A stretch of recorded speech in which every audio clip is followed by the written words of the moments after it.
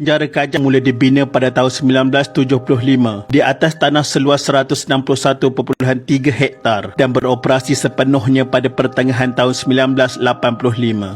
Pada mulanya penjara Kajang hanya menempatkan seramai 30 orang banduan yang dibawa setiap hari dari penjara Pudu Kuala Lumpur. Pada bulan Oktober 1980, mereka ditempatkan di bahagian prabebas dan ditugaskan untuk kerja-kerja kebersihan dan penyelenggaraan kawasan dan bangunan-bangunan penjara yang baru siap dibina. Pembinaan penjara Kajang telah menelan belanja lebih kurang 65 juta ringgit. Menjadi seorang banduan pastinya memberikan pengajaran, malah penjara Kajang sendiri banyak mengubah penghuni-penghuninya ke arah yang lebih baik. Namun tahukah anda, ada seorang hamba Allah ini pernah mendapat layanan istimewa di penjara ini. Malah layanan yang diterimanya salin tak tumpah seperti berada di rumahnya sendiri. Anda tahu siapa yang dimaksudkan? Tanpa melengahkan masa, mari kita mulakan kisah ini.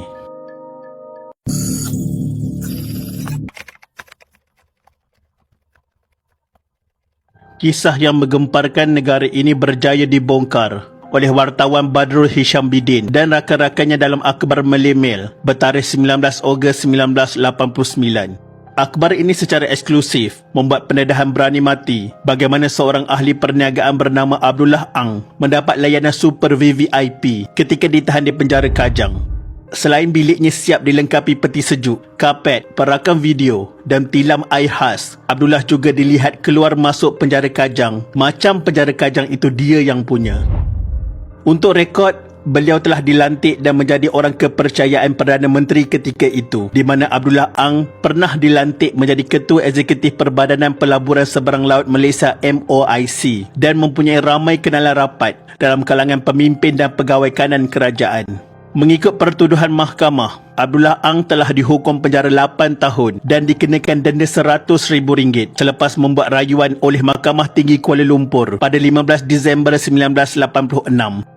Hukuman ini dijatuhkan kepadanya setelah dia mengaku salah atas tuduhan pecah amanah yang melibatkan wang berjumlah RM338,808.80.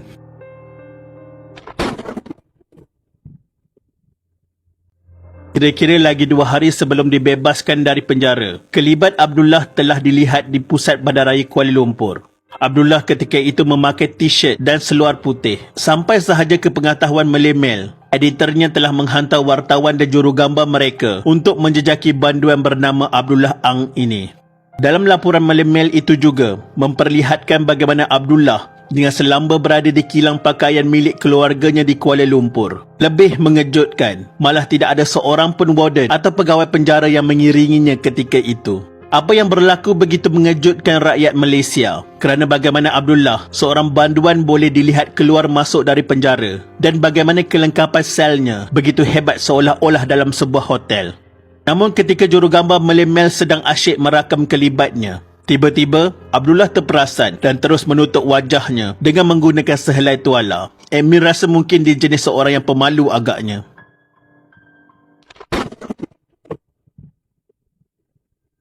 Bila kes ini diajukan kepada pegawai penjara, mereka mendakwa Abdullah terlibat dalam satu sistem. Begitu hebat penangan Abdullah ini, sampaikan kerajaan boleh merangkakan satu sistem khas untuknya. Mengikut kata pegawai penjara tersebut, di mana ia merupakan persediaan pra pembebasan untuk seorang banduan dibenarkan bekerja di luar untuk membiasakan diri mereka apabila sudah bebas kelak. Namun, menurut Allahyarham Datuk Zainuddin Maidin, dalam tulisannya, beliau mendedahkan bahawa Abdullah sebenarnya diberi keistimewaan dengan berulang-alik antara penjara Kajang dengan bandaraya untuk minum teh tarik, membaca akhbar dan menguruskan perniagaannya di Jalan Ipoh, Kuala Lumpur. Pun begitu, kata Datuk Zainuddin juga menambah, di sebalik ketidakjujuran Abdullah Ang ini, beliau mempunyai perwatakan yang sangat luar biasa. Dia dapat menjelmakan dirinya sebagai seorang yang mempunyai kualiti yang diperlukan dalam dunia perniagaan dan korporat. Mudah mengenengahkan dirinya di semua peringkat, tidak segan dan malu, berani dan sanggup bersikap rakus apabila perlu. Senang kata, apabila orang bergaul dengan beliau, orang di sekelilingnya akan mudah senang dengannya. Perwatakannya yang istimewa inilah membolehkannya mengadakan hubungan yang rapat dengan pegawai-pegawai penjara Kajang sehingga dia diberikan layanan istimewa untuk bebas keluar masuk penjara bagi menikmati suasana di luar penjara. Yang pasti, fakta yang jelas ialah keistimewaan yang dinikmati Abdullah juga adalah kerana pengaruh, kedudukan dan hubungan baiknya dengan pemimpin-pemimpin tertinggi negara ketika itu. Siapa yang dimaksudkan?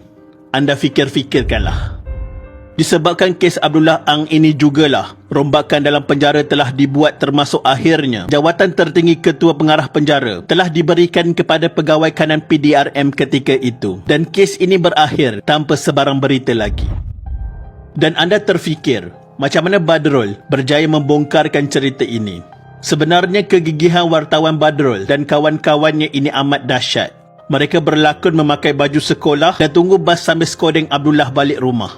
Kehebatan Badrul dan rakan-rakannya menghasilkan berita ini. Sampai sekarang berita ini dianggap sebagai berita expose of the century. Sesungguhnya bukan mudah menangani kes salah guna kuasa seperti mana yang terjadi dalam kes Abdullah Ang ini. Namun pepatah Melayu ada mengatakan, sepandai-pandai tupai melompat, akhirnya jatuh ke tanah juga.